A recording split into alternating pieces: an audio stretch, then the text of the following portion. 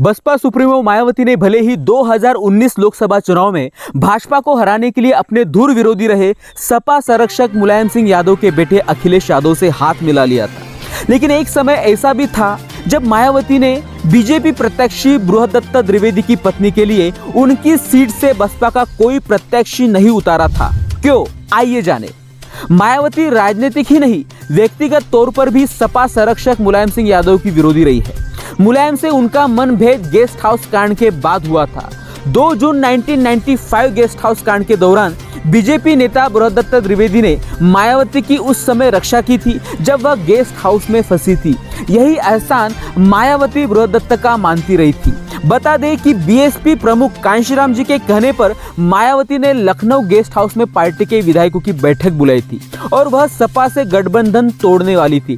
तभी भारी संख्या में सपा कार्यकर्ता वहां पहुंच गए थे और मारपीट शुरू हो गई थी। मायावती ने जैसे तैसे खुद को बचाने के लिए खुद को एक कमरे में बंद कर लिया था।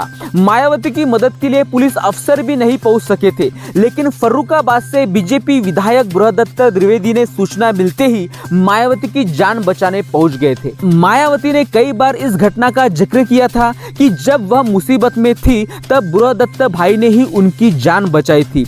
इस एहसान को मायावती ही नहीं, उनके कार्यकर्ता भी मानते थे। 2007 में जब मायावती ने अनंत कुमार मिश्रा को फर्रुखाबाद से चुनाव लड़वाया तो उस समय मायावती के सबसे खास सतीश चंद्र मिश्रा ने चुनावी रैली में भी बृहदत्त द्विवेदी का शुक्रिया अदा कर कहा था कि बसपा उनकी एहसानमंद रहेगी।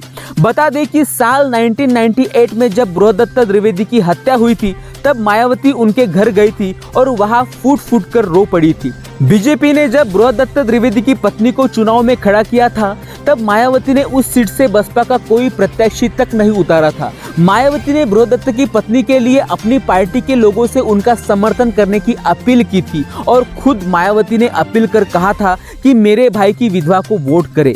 Bureau report, news Bharat.